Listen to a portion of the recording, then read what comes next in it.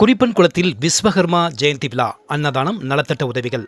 தென்காசி மாவட்டம் ஆலங்குளம் அருகே குறிப்பன்குளத்தில் விஸ்வ ஜனசக்தி தொழிற்சங்க பேரவை சார்பில் விஸ்வகர்மா ஜெயந்தி விழா நடைபெற்றது. இவ்விழாவிற்கு விஸ்வ ஜனசக்தி தொழிற்சங்க பேரவை மாநில தலைவர் ஐயப்பன் தலைமை தாங்கி கொடியேற்றி வைத்தார்.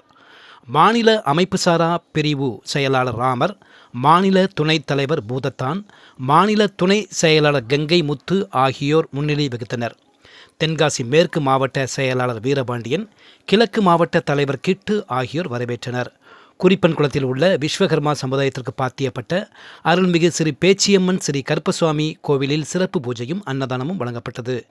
இவ்விழாவில் தென்காசி கிழக்கு மாவட்ட செயலாளர் செல்லப்பா, பொருளாளர் மீனாட்சி சுந்தரம், துணைத் தலைவர் ராமகிருஷ்ணன், கிழக்கு மாவட்ட இளைஞரணி செயலாளர் செந்தில்குமார், தென்காசி மேற்கு மாவட்ட பொருளாளர் பூபதி தங்கமாரி மற்றும் விஸ்வகர்மா இளைஞர் அணியினர், பெண்கள் உட்பட பலர் கலந்து கொண்டனர்.